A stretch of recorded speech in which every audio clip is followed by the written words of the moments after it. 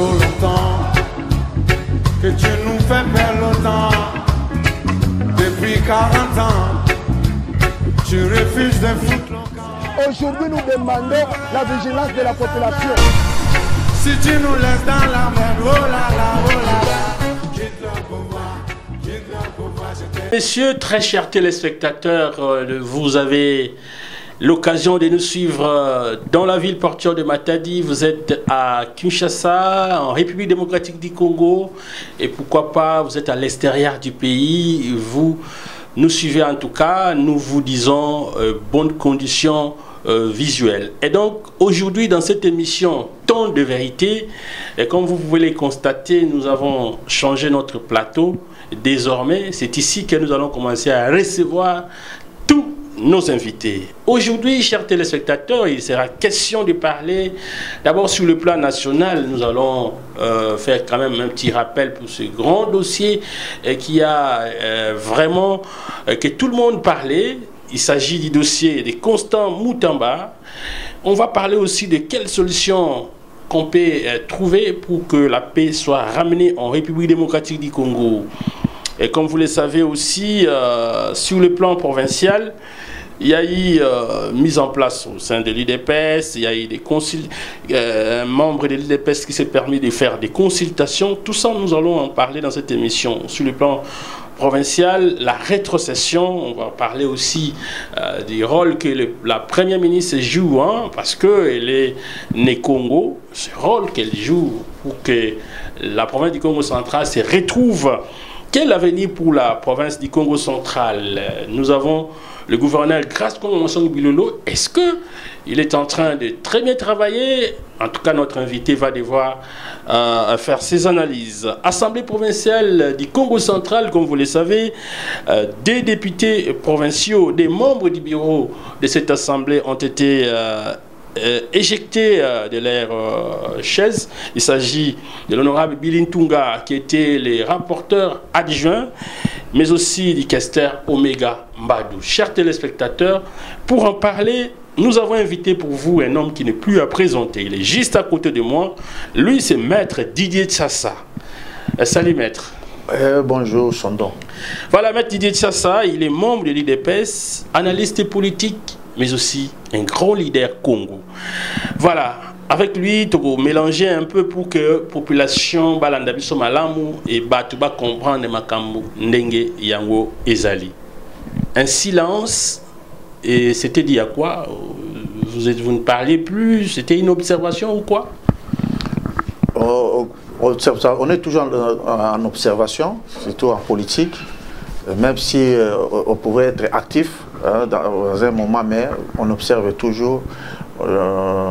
Ça fait au moins 4 mois que je suis pas passé pour faire participer au CIMAPA, mais je vis que les choses ne marchent pas comme vraiment devaient se produire. Je me suis décidé aussi, par rapport à votre invitation, de me présenter pour partager ensemble avec les téléspectateurs ce que j'ai en moi. Voilà, en tout cas, tu sais parce que ebele babenga biso to yambio ba réaction za ka penza makasi bandeko pambate asala analyse nae sans fanatisme. Alors, dossier il y a Constant Moutamba Kokamwa. En tout cas, je pense que c'est peut-être là, ça peut être la première fois, sinon la deuxième fois comme on a ministre en fonction, mais justice et Yessim Anaye pour notre dossier, hein, il a été accusé il est présumé détourneur. Alors, yo, en tant qu'analyste politique, dossier aux Oyaondéni.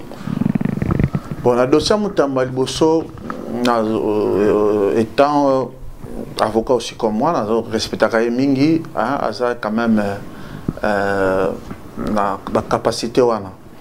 Vraiment, Constant Moutamba, depuis toujours tant à tant comme ministre ou bien tant que candidature dans un président, et pas dans crédité pour nous mingi oh ya zai ko sala zaki on dirait zai ko copier hein zai penda ya imo na quantité ou azaki mutu oyo malgré connaissance naie, mais on dirait qu'il dicté, hein, avec comme ça lui sur le mot il dicté.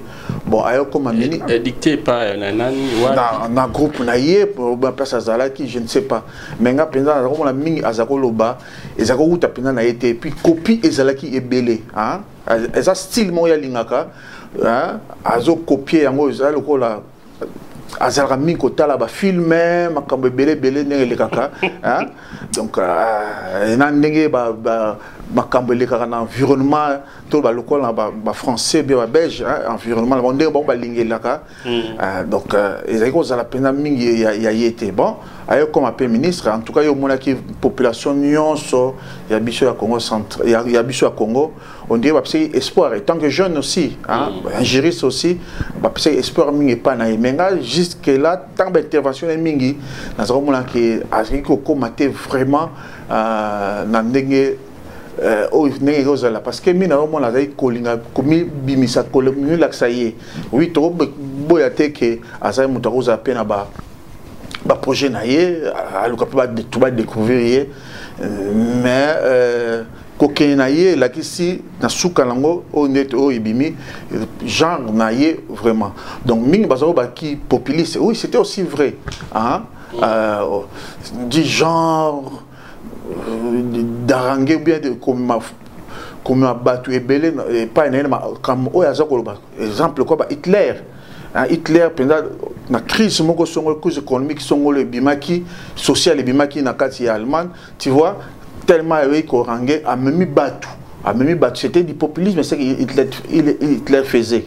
Alors oyo ya kosa mutambo moni déjà style il a besoin battu, hein, na ba projet na ye. En tout cas, arranger pendant batu nande mo ya osaranate, mais genre naie deuxième genre naie permet et salike et bimisaye na poissa. Pour na bibo na poissa. Pour tout le monde dossier oyo yé azali nango ya détournement, président de détournement.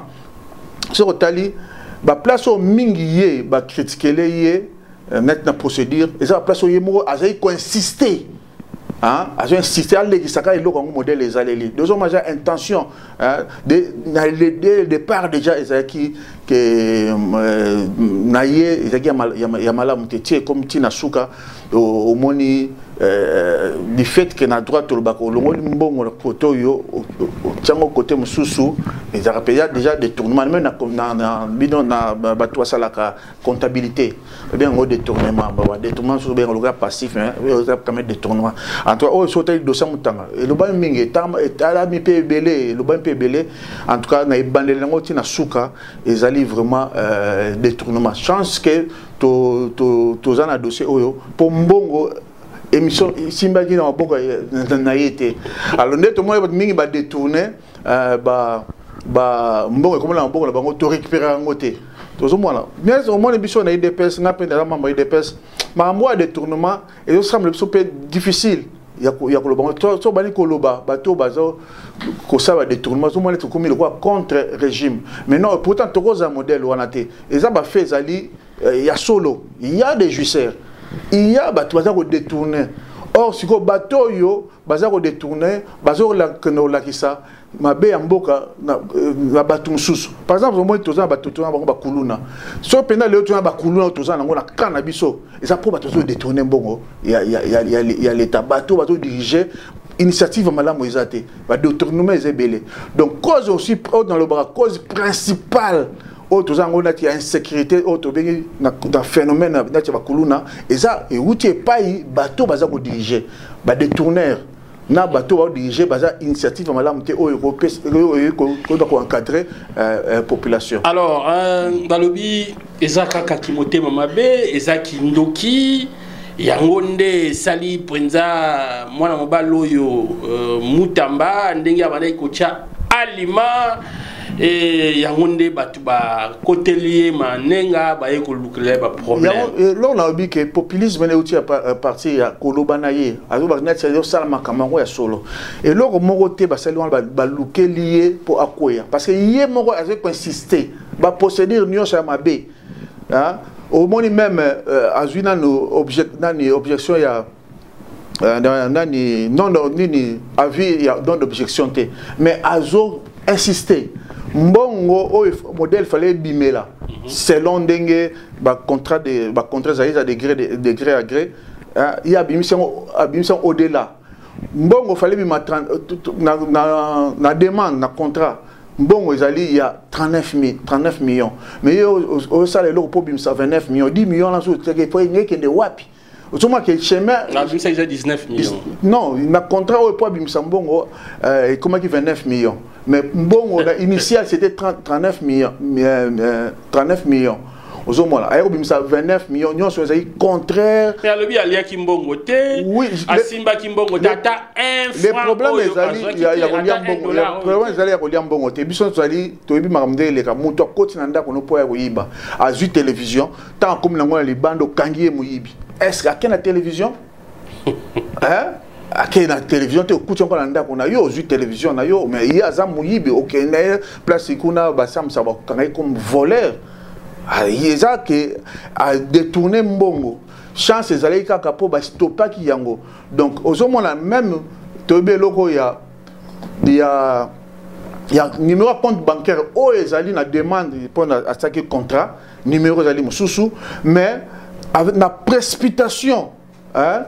La précipitation a pesi azopesa autozo pesa numéro na compte mususu na compte mususu ba peska lelo mbala moko injonction batia mbongo na compte wana après oyo mbongo fallait ça na compte oyo ezali na ba demande wana eza yango lisusu te oza nati o l'état ko koyeba kati ya négociation ya contrat wana donc yango te abimisi balobi azaki na ba c'est comme si na premier ministre ba wana yoka na malamu te et puis tango ay ko lobela makambo etali le procureur de la République Mvonde oya asumba kinda kuna niveau ya Belgique makambo nyonso wana basangisi balobi pare yango nde cause non il faut tikala na ba fait oyo ya yé d'abord comme oyo ya yé et la question de A à Z hein il y a eu tricherie donc dans quatre donc to bien on quoi détournement alors banane oyo ya yé so raison ben ngo ba faux fouillant bien diversion on a changé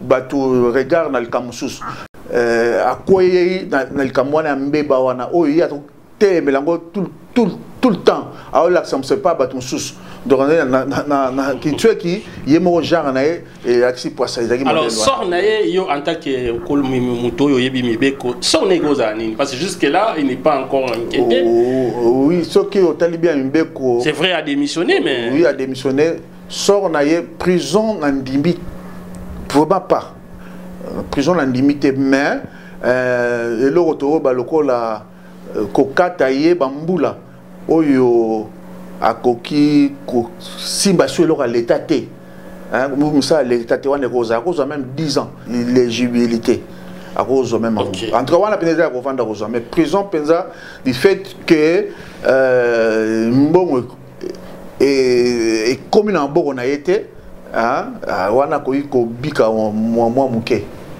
Voilà, en tout cas, alors laissons Nini. Mais on doit pas même Circi, parce que l'insistance n'a y a qu'à briser procédure.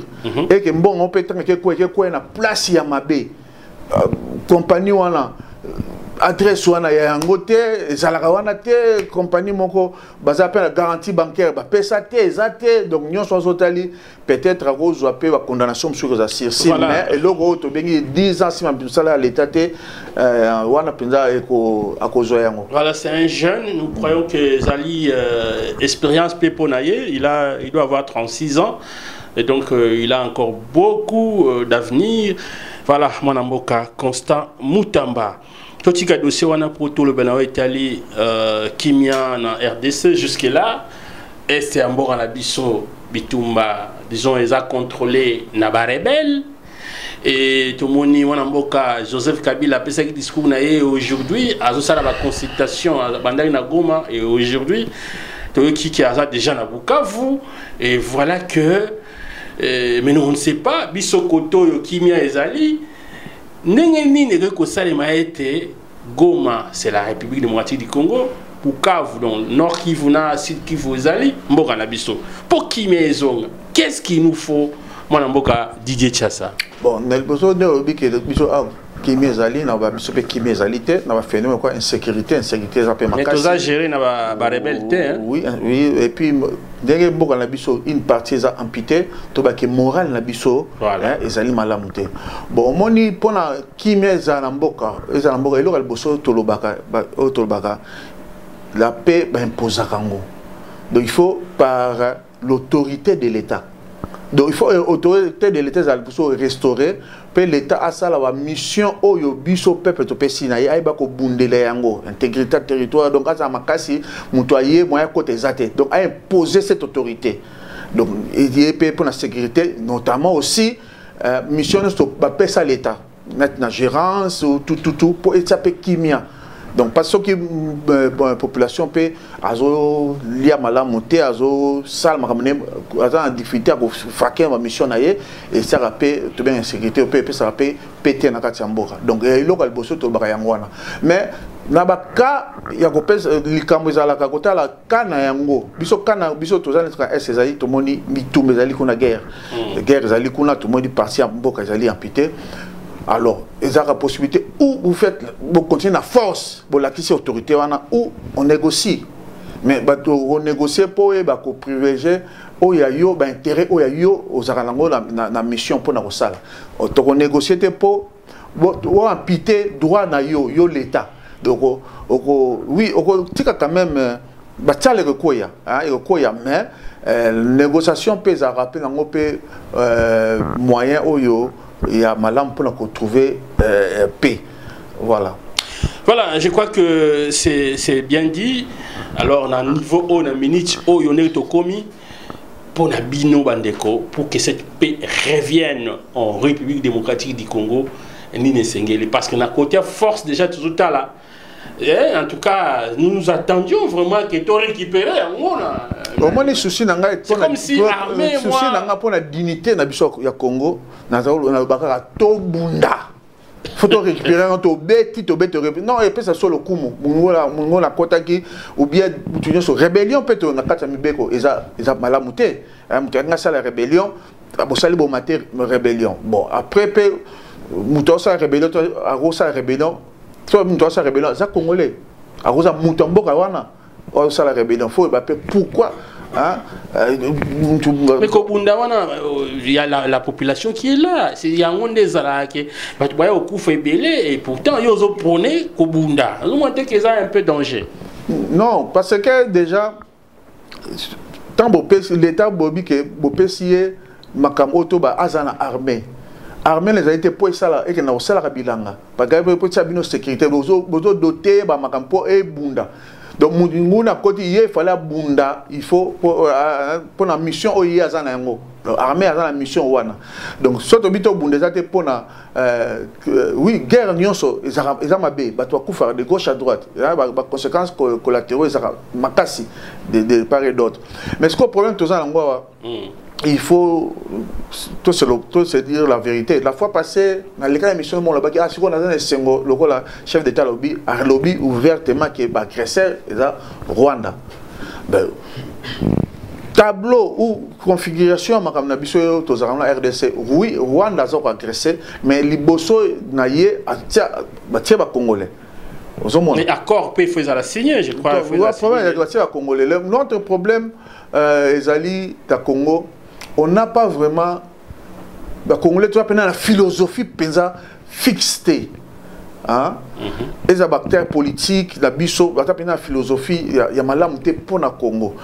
Donc, plus, ce sont que des idéalistes.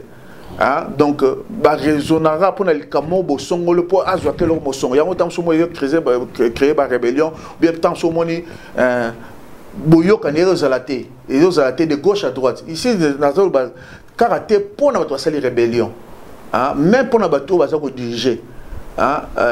Donc, tu poses un acte pour aux Zuka, ça la idée, sans tenir compte de la réalité. Donc, c'est ça aussi un problème. Donc, pour la partie où il y a comportement, mentalité, pour la paix au Congo, il faut la philosophie et puis tout le monde idéaliste. Merci beaucoup. Voilà, Totanga Likambo Balobina PPL News. aux alliés médias en ligne, balobi urgent, le Conseil national de suivi de l'accord SENSA, en sigle dirigé par Joseph Olengankoy, prévoit l'envoi d'une délégation de 11 personnes à Goma, conformément aux recommandations adoptées lors de sa plénière du 19 juin 2025. Cette mission comprendra 3 membres du SENSA, un délégué de la présidence, un délégué de l'Assemblée nationale, un délégué du Sénat, un délégué de la primature et 4 membres de la presse. Pour les SENSA, il serait un crime de demeurer comme des observateurs et de laisser à des étrangers et à d'autres nations de décider seuls du sort de notre pays face à la guerre que nous connaissons. Objectif: affirmer la souveraineté nationale et s'assurer d'une implication congolaise directe dans la gestion de la crise sécuritaire à l'est du pays. Voilà. Alors, SENSA, Toyo Kiango, Bango pe balobi tiens, bakotika la simate, c'est vrai, baboyi, ba pays mususu bango, ba kotaka kana makambo, ba luka soki basa la soki ndengeni mais kimia izozo ngaraté. Donc, pour na bango ba moni était 3 membres ya SENSA, faut ba kini na Goma, moko ya présidence, délégué moko ya Assemblée nationale, délégué moko ya Sénat et puis moko ya primature puis 4 membres de la presse. Initiative aux yeux à Mondegini. Bon, on est à l'initiative, il faut que la opinion sur la liberté, il y a raisonner, ou bien il y a l'action pour surtout pour retrouver paix. Bon, chef d'État, Moualobakiango, Mouto Union sa cause à la mécanisme pour la paix et zone à l'amboka. Mais moi, il y a des alliés, Maraming Tolobara na biso, Yopogolo, Olbarana, Napena Koloba, mais moi, là, attaque au lobby, et sa réaction, au moins les arçons de question de crédibilité, il y a Moutou les Cambo. SENSA, les alliés, je crois que c'est appui dans la démocratie. Oui, voilà. Est-ce que l'organisation est crédible? Pour les longs appels na est na moni na sololi na est que bato ba yambangai bazo trouver ngai na kilo na yesanga makampo na ya na rive mususu de ça rappelle question ya alors pour na yo ba effect ya poids ya mutu bongo pour na ba to mona ki ba avec basala ki yango bazali na poids batamboli partout mais ba traîner qui paie na papier na bango engeko maloko la torchon. Je ne sais pas si jusqu'à présent, mais ça, le coup, il y a comme un torchon. chef de l'État dernièrement, où tu as été pour Yamba. Oui, Ayambi Bango. Mais Sukoyo, la politique, Balandra Maloba, Mom Soussou, et Pessara, tant que Pessara, est-ce que le président a déjà à venir? Oui. Le chef de l'État a dit que l'élection est comme hypothétique. En tout cas, on peut collaborer peut-être les rebelles, qui entre guillemets rebelles, mais vous allez ensemble. Qu'est-ce que vous pensez un peu sur l'avenir? Et nous, on a dit que Congolais, tous la philosophie. Nous sommes que des idéalistes, des politiciens. Les lots, micro, simbi, ils ont un chapeau rouge. Non, chapeau les alliés rouge na limite à micro. Non, ils ont rouge. Mais tant qu'il n'y a pas le même micro, na simbiango yoba. Non, long la chapeau na rouge. Et peut-être tous n'avez pas na yo. Na Congo tous un modèle, ils ont malamouté. Rébellion, tout le monde va rébellion et bandit depuis Afdel. Mais vous savez, naza congolais, en tout cas, bison solaire wana, bison tobaki ke Afdel et Kota. En tout cas, Congolais, oh, il y a l'air, Wana, Obaki, Afdel, éviter peut-être un peu dans mon bout. Mais en tout cas, la majorité, en tout cas, Kokota Afdel, la majorité est Congolais. Qu'est-ce que vous voulez dire par là? Oui, Toza, la position fixée est Congolais. Donc, même les locaux, on a aujourd'hui, Nimayango, mais ceux qui sont opposés, Yango, ils sont au Kondimayango soutien. Tant que vous avez na possession, donc il y a un modèle. Donc, et puis, rythme, ce qui est le Cambouezali, pour tout le solo, il faut que la rébellion, cycle, il faut y aussi là. Alors, pour le cycle, il y a aussi là. ma position qui Fayulu à lobby, Kabila lobby, chef de l'État par le bango mingi, cet patriotisme. Hein? Donc tant que évoquer le patriotisme, mais na quatre na biso to na kosa et langote. Personnel exemple il y a Fayulu abi. Oui, l'esprit de patriotisme, mais on dit que bango de patriote. De déjà on a au recentrer sous son makambo, au béni sous makambo, na côté na honnête mutu sous bozana yé na problème, hein, il y a droit qu'il y a kolobate. Donc dans le sens où on a tant au lobby patriotisme, patriotisme en gros exact et donc c'est manifesté et c'est manifesté tant mutoza na bitumba. Patriotisme en gros il fait se manifester, hein, na vie générale, na globalité, il y a vie générale, il y a nation. Au lobby makambo, il y a détournement. Mais tant que on a constant moutamba, à ce que le patriotisme est belé. Mais déjà, si on a le détournement, il n'est pas patriote à malamuté, compatriote à malamuté. Donc voilà, patriotisme, oyo. Toujours évoquer ce qu'on peut avoir paix, il faut élongola batu na repousser sous batu. Voilà.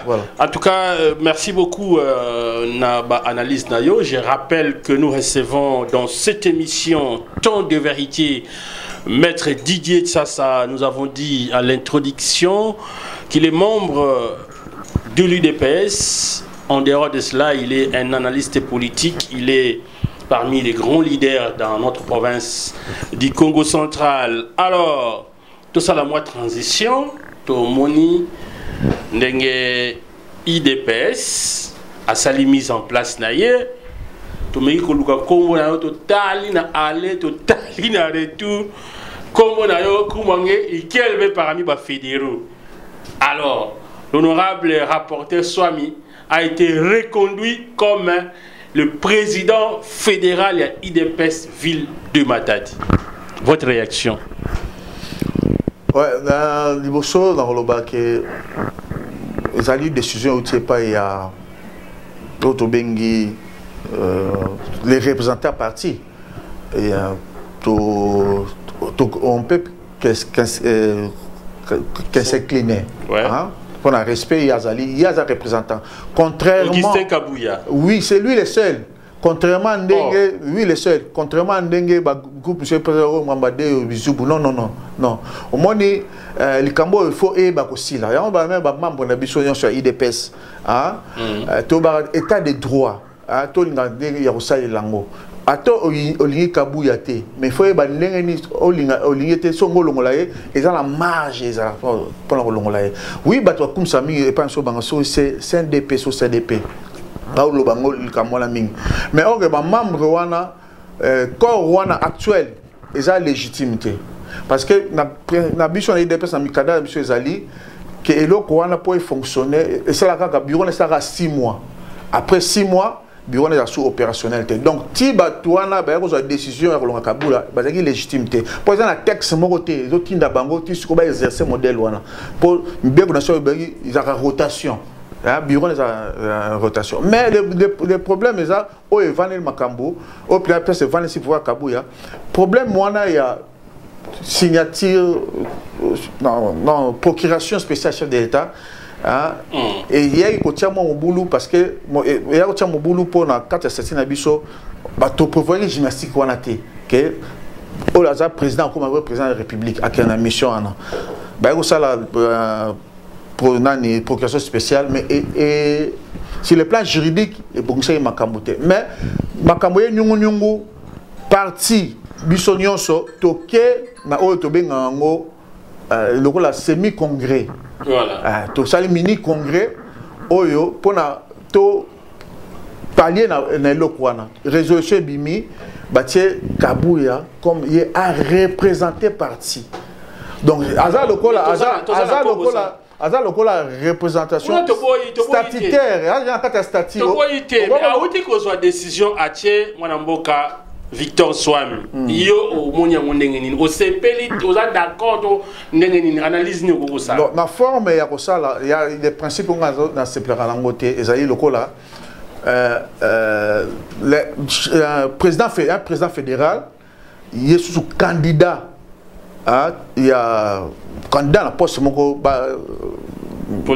politique oh il faut compatir à bunda pe ba ninga na ele susu ba membre déjà le connaît ça en torse parce que il y a monté créer ba camp na katia parti pour hier azawana kolinga ba moni que asa capable ba moni non c'est pourquoi ils ont préféré à continuer et là quand il faut ba principe on a ezala lokola d'être dans biso dans l'état mbeko zali il faut démissionner pour compétir. Comprendre. Il faut un modèle un président fédéral il est sous une ambition pour azala à partir de créer un ezaloko il y a au moins la ambition au seigneur mo kabimi na kati ya parti comme seigneur donc même batu mususu pour ba ya non soit moi qui conquérant azoya rozala kilo biso zali parti ya masse faut tika bâton mon opportunité ezali mais soit déjà qu'il y a des gens au hasard qui bloquent pour la faveur na yé examalapte donc président Swami autozala président fédéral et le kindenge le qui a commis député à zappé na bureau à ce qu'on a bureau donc place il fallait pas que ce nom là donc ce que mutu oya yé cause président fédéral il faut za mutu au départ à naître à naître, à se rassembler, à se benga, oya, boya. Donc, quand on a un modèle boye, et ça entorse mingi. Il y a beaucoup de mboka Ogise Kabuya, à député national, mais il y a Kakamuta CG, Nabino, on a UDPS, ou bien UDPS Nabino, oye, comment va statut Nabino Bossala, en côté ou comment? Non, à occuper fonctionnement, il y a bureau, et ça quand même différent. Au moins, dans la bombe, Moutoulaise, à député, simple, mais na futur et tant que ambitionné à postuler et que gêner pe bateau mususu ko ya na parti pour baser la même ambition ça gêne aussi parce qu'il y a vraiment les concurrents tant mususu bon akulunga taper bakal donc jamais président à cause président fédéral ma kanisiona akulunga ayamba muto ya solo mais quand mais sur les communes à l'air wana il a posé candidature en tout cas nazo président Kabuya il faut elo kwana et ça la makandengwana le président fédéral oh il a pesi ambition là il doit démissionner dans la fonction le président fédéral pour tika parti ezala normal naître chance à tous les candidats au bakoya au moins il y a président fédéral on attend sous pour appeler sa combo il y a ba candidat à congratulater pour sa combo il y a candidat oyo abonda ko tshé pour ya zalate exagère en torse. Donc, place où on a un président fédéral a bien PC candidature, il faut démissionner la poste. Voilà, merci beaucoup. Je crois que permettre au président fédéral on a mais il y a déjà Bassi Bassali, donc moi ici Sopani déjà. Alors il y a Sikapé Koti, tout le monde deuxième vice-président mon amboka Gilles Zamangana, où il y a DG a déjà cassé et voilà. Batum Soufi Bazali qui wana pe balongwe. Et vraiment changement pendant ça il y a ma kasi awa na Congo na fédération Matadi et puis na bon mapé tout le monde oui na sur la lecture il y a modèle il y a ma nomination peut-être déjà on envisage de créer des gens déjà d'office comme ça pour la échéance bon problème exact mais moi je dis toujours l'IDP c'est une partie de masse ils ont parti vient là pour faire élever kaka mutu moko boye boye sima mutu wana non to yaka pour la IDPS biso nyonso to lingi IDPS to yaka pour la IDPS to yaka pour la batute. Voilà, en tout cas matière est tellement abondante peut-être vraiment ça to traîner car na sujet wa dossier wana to aussi ça ba dossier très grave ça waté alors dossier il y a rétrocession ils ont un peu moins mingi, ils bloqué. On a suivi aussi les déclarations, il y a le président de l'Assemblée provinciale, Honorable Mantezo le Coma, c'était plein aussi pour ils ont pénalité et pourtant, surtout comparé à l'époque, et maintenant il y a moins ébélé. Et c'est comme de l'injustice. Bon, d'habitude, c'est aussi une époque. Parce que moi, je connais depuis que Tobandi, ma législative au Tobandi, en 2007, je pense, tout ça, ma papa, papa Mbachi, il y a rétrocession. Parce que j'ai droit. Oui, 40%. 40%. Donc, je pense qu'il y a même accueilli à combien pour le gouvernement vivre. On voyait ça. Des femmes n'est pas bacambiste. Et ça, la réalité, tu vivre dans la rétrocession, tu as les droits d'accepter le comportement derrière les caractères de Kinshasa. Pour la rétrocession. Parce que les les droits. Ceux qui ont été et qui ont été. C'est quoi au juste? Parce que la province sur le quoi challenge pour la tombola la province tous autonomie le longtemps où a déplacé auto que na loi là-bas aux hommes la flèche ils ont la bango parce que comme moni kuna loi là-bas bon mais tout le que na totalement de manière globale dans la il faut qu'il chasse à réagir à sa manière à refaire pour la rétrocession. La rétrocession, on peut éviter le modèle, 40%. Est-ce que traçabilité pour 40%, il faut qu'on la nomme. Moi, tous les députés, au lieu qu'il y ait ou bien tout le monde a comme le sapeur-pompier, le Cameroun y a mais déjà, il y a le bosso et modèle. Il faut transparence et ça rétrocession sont bonnes pour le développement. Il y a pour le développement, il y a un bon abisso. Mais rétro modèle est là. Là-bas, et mati pour na bazo bundela kozwa oyo ça na bango na beaucoup. Le quoi ba mine na bango, minéré na bango. À partir de minéré na bango, vraiment bazo bon. Mais biso awa tous ça biloko pe autour de la mbongo. Mais nazo mona tant que zoyate mais bato to armé bango. Mais bango faut ba côté melango. Tous mona ko ba snell kuna. Oui. Biso pe snell ou inga. Ils appellent mine na biso. Très bien. Ils appellent mine na biso. Mais mbongo wana il y a snell est na Congo central et yaka. Et yaka te. Donc le Cameroun a toujours ils appellent la réalité ce que yaka yaka compte gouttes. D'abord POP yaka to yebité traçabilité c'est quoi au juste? C'est quoi au juste? Alors, Bamusuba Lobi, Congo au bazan à Kinshasa, Bango bazo Kangara Bilokoana, bazo Sala Lobbying PT, députés nationaux, beaucoup de choses où l'Obama, et l'Obama peut, ils ont continué avec l'Obama. Donc, au-delà de tout, au Bassa lobby, c'est pas ça vraiment qui devait se faire. Parce que ton lobby est un droit. C'est un droit. Donc, toi, il dit bosso, bah oui, voter, mais l'ango, ils ont yaté, ils ont député. Biso peuple, tozali wana pona non parce que le faut que l'anga ils ont yaté. Sauf député ba obunde lango. Na ko pesa maboko. To le qui la fois passée, na le ba na émission la fois passée, ce qui ba moni ba kala ezali. E ba boire pe ba le pa na biso la population. Tozo mona ba mikonzo mingi ba to tambola ba sa ko lia ba mbongo mais rétrocession ça ko yaté comme c'est doit bien y répéter. Mais tant on va y visite na Congo central, t'as la binonion sur Kimimbam, kokata. Ben oui, mais pourtant Batouana, Bazakuna, Baebi, il faut bien décider pour la rétrocession, pour l'ambon, on a bino, Bazoti Nangote, mais Bisoka Betal Bosso. Donc, dans les gens qui Mikoleroya vont à la matadi, Bolim Sangay, peut-être il faut comme trop sévère. Ou bien tout ça, système Mogo, Batouana soit un bé ban de Yahawa. Pour les alliés Kotolobi, il y a le Congo central, il y a comme parti T, il y a IDPST, il y a MLCT, mais il y a intérêt à la Congo central. Tout là, ça va nous que tout ça peut se pélater. Attends, tout le monde qui n'a pas bangoté. Vraiment. Alors, Balobi, Premier ministre, yo analyse na yo depuis à comment na isika owana na ibonga owana. Ozomo na travail ndengeni surtout aza originaire ya Congo. C'est vrai aza wana pour na mboka RDC mobima, mais quand même rôle na ye azo jouer pour la province d'origine.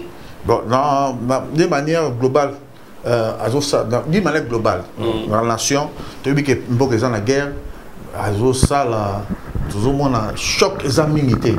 Malgré une grande partie de la vie, il y a un bon où tu as appris à S1, mais choc examinité dans le côté de vraiment, à ça, la réforme mais tant que et tant que Congo central.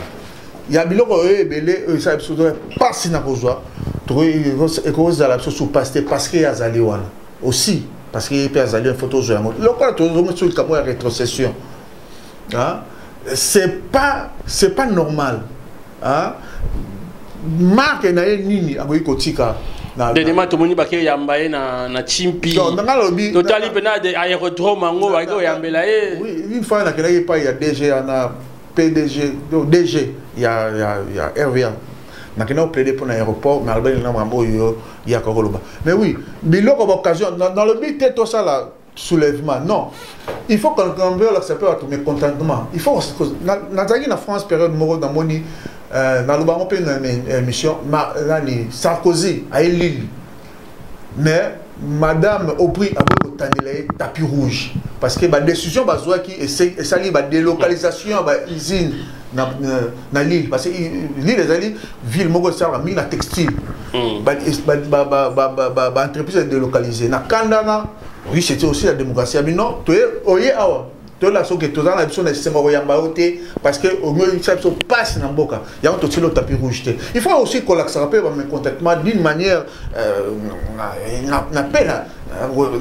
la brutalité. Tu vois, il m'a bangaté, mais non, ce que moi, je suis na bisoté parce que voilà, merci beaucoup. Je crois que le message est qu'il est encore là, donc elle peut encore chercher à Mekako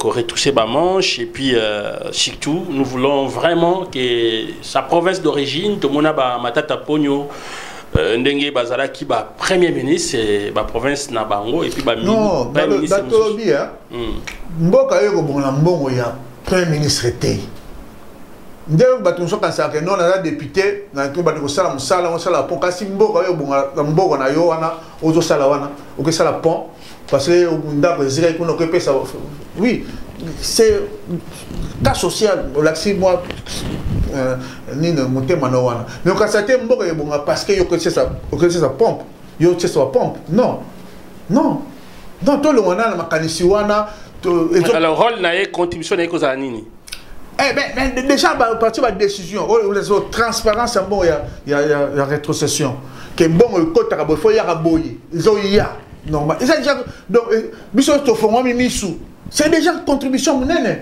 bon Congo oyo comment ça dit bon ngati na mon premier ministre Snell to jore loroté bande ça peut mis na biso et to jore loroté mais à sali mi be comme il non bon boy qui tra Congo central il y a Snell wana mera yoki hein mera yoki ah ben oui non oui il faut quand même yoka c'est exactement bon on n'a pas besoin bon approche il y a ministre il y a député non on n'a pas population a besoin de monter population a besoin que qu'il lui revient des droits. Merci beaucoup. Voilà, le message est passé. Alors, Congo central, grâce Bilolo, c'est le gouverneur.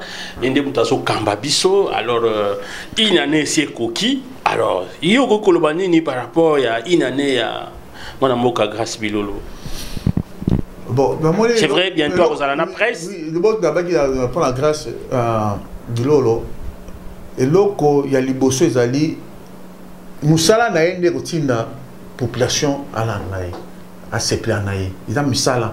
De faut se mettre d'abord dans le travail. Oui, n'a d'autres là, hier, moi ça là. Mais mingi a d'autres ça là, dans l'idée de le quoi car intention. Crainte dans la yamwana. Au lieu de volonté politique, oui, volonté politique. Ils ont raté parce que dans Timo Liboulou, n'a pas eu place boye. Non. Grâce Bilo temps à Sali. plan d'action il y a des chiffres moko mais chiffre on a totali na modèle na biso ya Congo central rétrocession ya raté recette a déjà cassé et jamais tu attaque tout un rythme boé à réaliser à 40% il y a un programme d'action c'est difficile même tout le monde a déjà cassé les gens ont tendance à dire non ils ont maté non c'est un position normal tant déjà cassé bandé na tant en bas et bandit ko banda hein et bandit ko banda et ba ko comparer l'air en bas na l'air toujours en psychol mais par après ce qui se passe aussi ils ont pas comportement surtout et ça ils ont na kati ba tuna besoin mbongo mais l'homme sur ça makuna on dirait toujours on a un système un peu mafieux c'est pas bon et ça ma wapi na déjà cassé exemple on a déjà fait na monango na il y a permis de conduire au moins on a déjà cassé déjà cassé baza ko sous-traiter musala oyo ba ko sala mutu moko ya ko sala kuna sibo no futaye mbongo na musala obino boko sala bazo sous-traiter service na bango net mkambo ya ba sibo ko so di comme na mona ko di biso na et cause la déjà cassé net c'est tout mais il déjà cassé ça ba moyen oyo akosala net na ye qui va prêter service déjà cassé ça moyen à son ba machine déjà cassé à musala na ye musala na ye za yangote oh yo parce que chaque entreprise a un objectif musala déclarer na net on déclarer par net par voie électronique il faut 5 service. On va créer service on a des. Mais sur d'autres c'est on a raté comme souper ça. Non, lui ça peut toujours les autres là aussi bazar va travailler. Ce sont des gens aussi et net c'est pour la payer. Là pour bon, quand tu le prochainement, ton compte dans le Mambo Italie province et gouverneur. Bah pareil, on a posé digital dès que j'ai cassé, il y a des moyens. Et il n'y a rien d'extraordinaire. Et ça, ce sont des les nouveautés, le monde moderne. Ce sont des appareils. Voilà, tout le monde a qui voit service. Tout le monde a qui voit mboka. Non, c'est ça le problème dans mon net. Mais ça, je sais l'équipe déjà. Parce que Jean-Pierre Bemba pas trop ça. On va passer. Il y a Bélo Robert, on y va permis. Mais si maintenant sur filet bien, il y a mafia. Oh. Mais oui. Vous avez pas preuve. Mais non, permis. Voilà.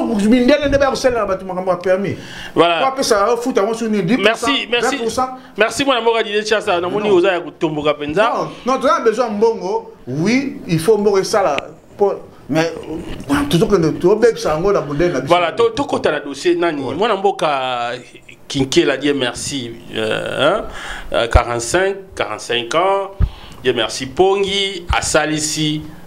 Par réunion, par consultation au niveau de Kinshasa, bien ici même na ba fédéraux, hein, ba le non en tout cas il faut mon amboka, base décision mon amboka grâce bilo la longwa kaka. Est-ce que yo na kolanda ka ba makamwana, est-ce que mon amboka Diempongi Kinkela 45 ans, yo posa mu dai depes makamwana azo sala wana yo ozo jija mon ndenge nini. Bon d'abord mission nga pona que lobela 45. Oh. Donc, voilà, donc. Mais ça, il y a une consultation. Il y a des fédéraux qui croient en lui. Mais la manière. Attends, il y a aux boudés, aux fous là, aux pompés, nani. Mais dis-moi, il a convaincu quand même quelques fédéraux. Non. Le problème est que toujours à ça là, il peut ça là, à convaincre bateau, à convaincre. Oui. Bon, peut-être là, on se met en bandit, mouké boyé, comme m'a tapé, hein. Et mèche la paix belé. Donc non seulement il battu belé, autant le réseau battu belé, bazo qui la makanishwana ya on a grâce bon voilà, il y a pas politique tout le monde et qu'on toucher bah député tout le monde voilà mais tout sans trop minimiser, mais on a été au côté débat, voilà, mais quelle chance Oyo Roïko ça mon amboka grâce parce que jusque là ça kaka inani parce que émission Oyo alanda on makas. Oui, la fois passée dans le bac Nazo Lingakazala un révolutionnaire, hein, mais déjà bah tam na ye mususu et ça que malam hein. Déjà comment soit la réalité déjà comment notre monde a 70 engins vraiment ils ont comme mais si ba mesure ni encadrement ezali autour na yango parce que to yebi bon mon office de route bon mon na biloko za mona pe bima soute salate bon mon pe comme nango pièce comme nango teka ba mesure d'encadrement ni za sima na yango wana donc voilà tozana na période to lobby ezali ya tozana na kati ya mibeko lobby ya autonomisation c'est bien beau il faut créer des choses oyo et permettre et la population na activité parce que tous en Congo en général parce que tous les dirigeants ou la population na activité il y a pas dirigeants n'y sont tous en bango bango donc les modèles à congolais c'est pas bon tous alliés en beaucoup vocation agricole tous en minéré mais peu de si population té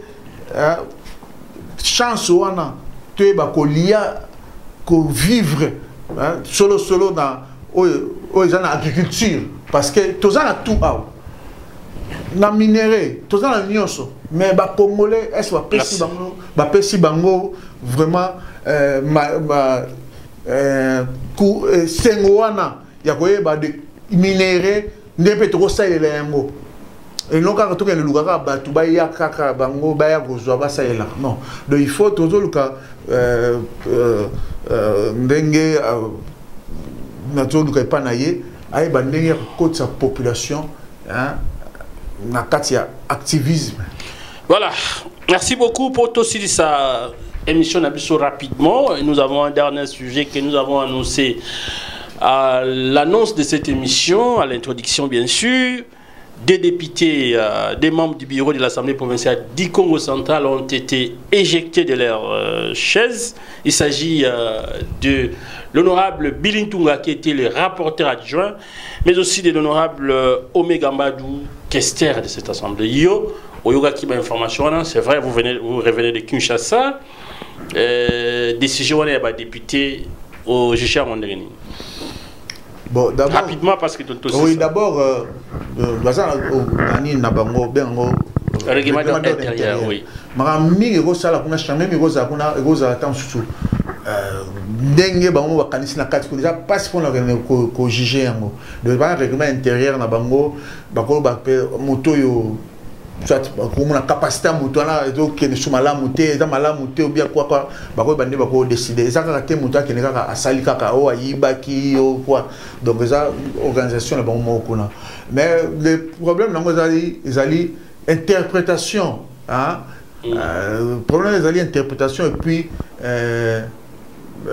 bateau basali ndenge wana est bazozala kaka na makanisi ya ko servir quand assemblée ou bien ba jouer ou bien revanchard donc c'est quand il y a un problème et que ozala wana il y a pas sinon kolongola mutu na bureau ba collègue na ye ba décider ndenge wana azala bon ou azala bonté alors problème voilà vous estimez que bah conséquence et que qui cause là parce que tu es Bibisonion ce baba qui G23 G24 mais c'est comme si bah tout le lobby il y a une crainte Omega Mbadou Bilintunga Bakinaka Mususu et puis bah déstabiliser l'Assemblée. Les gens ont tendance à dire toujours G24 à toi G26 mais dans la carte Assemblée des alliés on a une constitution c'est ça là opposition comme telle ils ont raté mais dans la rose dans le camo songolo na CP na ngote boye na voter contraire mais tout ça na quand il y a opposition ou quand il y a majorité et il y a tout bien ngo ce que ils ont rendu ngo za ngo temporaire au rose alelo tout le monde qui a tout maturé G26 mais après tout G24 et qu'on commence à voter le camo basali boye on va voter 24 on va voter 40. Voilà. Donc, dans le cas assemblée, il y a le bikuna opposition. Les athées. Donc baza pour la retraiter ba dossier pour la dossier gouverneur aza exemplaire azo sala malamu asaki mabe on les convoque pour interpeller après cette explication malamu après cette explication malamu ok ça passe malamu te eza malamu te côté vraiment bon et celle mo boulot une décision bon raté parce que j'ai 24 et j'ai 40 non donc les alliés pour qu'on a position à la tête qu'on a biso. Voilà. Alors monsieur Balobi honorable Mantezolo c'est comme si il y a quoi gérer penza ba député wana malamu te et puis bon Megambadu dossier wana Sengela qui a géré en haut na niveau moko malamu pour que cohésion provinciale vraiment ezala malamu. Oui, je reviens toujours dans la cohésion provinciale ezate pona mitu ya batu. Cohésion provinciale ezali oyo ndenge bibé ko komeleli bosala modèle wana. Cohésion eutaka wana nde. Cohésion le raté parce que mutu nanga balingi yango te.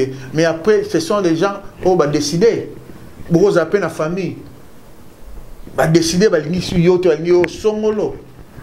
Non, faut trouver normal.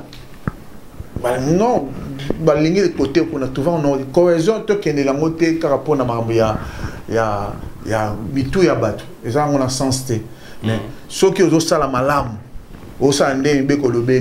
transparence ezali cohésion kizalango ça va suivre tout. Alors grâce à Masongi Bilolo là on aura Papi Mantezolo la président de l'Assemblée provinciale balobi vraiment bangomi balé qui mi apenza ezali mais yo koikolobani ni pour yo za muta analyse qui bien il faut ezala par rapport ya ndenge to mona ba mususu ndenge ba il faut qu'il ezala il faut le rappeler qu'on créer trouble pour qu'il ezala mais le problème ezali il faut assumer tâche naïe il faut pas donner l'impression parce que ngai nazo ba partir pas Papi Mantezolo excellence honorable que au monde yo okomi suivi ce que land ou avocat non donc yo ba député loba o etali ya bino na assemblée sala o ya bino ya mais yango azo sala ya bino ya assemblée c'est pas que non exactement la dire ça la bilan pour na exécutif no exécutif ça bilan na yo loba o ya yo ni sala ba loi ba edit o ndenge contrôle bo sali boy waaw voilà et loko botomo nango eza fuite à capitaux ezo sala kuna mbongo na biso mbongo oyo eza malamu te ezo kende boye mais sinon ministre longo la mesure boye longo la boye longo c'est merci en tout cas je crois que honorable président Papi Mantezolo a lundi émission oyo temps de vérité pour aussi de ça en 20 secondes ni ne ko yebisa na bana Congo central bana monde entier ba na biso surtout pour la province Nabiso et Kende Liboso. Peut aussi ça Nabiso. Bon d'abord pour la province de Kende Liboso, il faut que unité il faut ça, hein, tous ensemble pour un objectif moko, hein, objectif moko c'est le développement Nabiso il y a province. Oui on a un défi à relever et ça linga soni, battre comparer Nabiso, toi tu es là bas, on dirait que tu dans Zamba té. Donc maintenant c'est quoi les il faut moi la nyonso mukonzi o tout ba kotia mayele toyeba kotia mitu na biso pour na yeba ko capitaliser o ezali c'est qui nous revient pour na bonheur la population pour na développement na biso. Voilà, merci beaucoup namoni o yoza mutaliboso au fongoli biro na biso awa il y a tant de vérité biro na biso mwindanouj agence de communication na biso ba réaction na yo par rapport à Sika bon c'est vrai que c'est le début. Donc voilà, honneur ezali yangai vraiment ndenge c'est per que ça nazala mutali boso ya yambo. Voilà là ça qui marque la considération. En tout cas na jeto ba flair vous allez parmi élite il y a journaliste autolandaka ou toujours quoi apprécier autolinipe au Keneli Boso musala Keneli Boso to manquer tata na kinchweki hein parce que moto na to monate ba to monate na kinchweki puis ba pendenge ko tombolo maboko na parce que oyo salara ezakaka pona yote mais au sala ezali pona kangu ayeba ko informer na ndenge moko ya malam parce que quand on peut à travers les journalistes mal informé ou bien informé mais n'a pas champ mais n'a tout bien bon n'a pas champ orienté d'une manière orientée partial mais modèle no ça vraiment voilà c'est comme ça mutunyo so tant à l'émission on est retourné là na bato à gauche à droite ça dépend peu invité na voilà en tout cas c'était un réel plaisir pour Nabiso Yakobengisa Mwanamboka Didier Sasa et Yende Mutaliboso à Eko Pambola Bureau Nabiso et Sika Nabiso en salle à émission. Donc on a besoin à André Matombe Sondor d'écriture. Adresse Nabiso Zali Avenue Mwakamakoso numéro 28 juste dans Simaya ici Matadi. Bar qui monte en face wana c'est là où Kenya neto ke ledia au mona ba tol mokoza wana ndako clôturer na kati wana neto au mona biso je crois ba image yango wana bozomona Debre Mazela à Zuila Kibino. Merci na équipe technique Guy Poiti, merci na Debre Mazela et pourquoi pas la grande famille ya télé Boula Matadi Nzambe apambola bino apambola pe Congo Central. Ciao. Merci beaucoup. Pardon.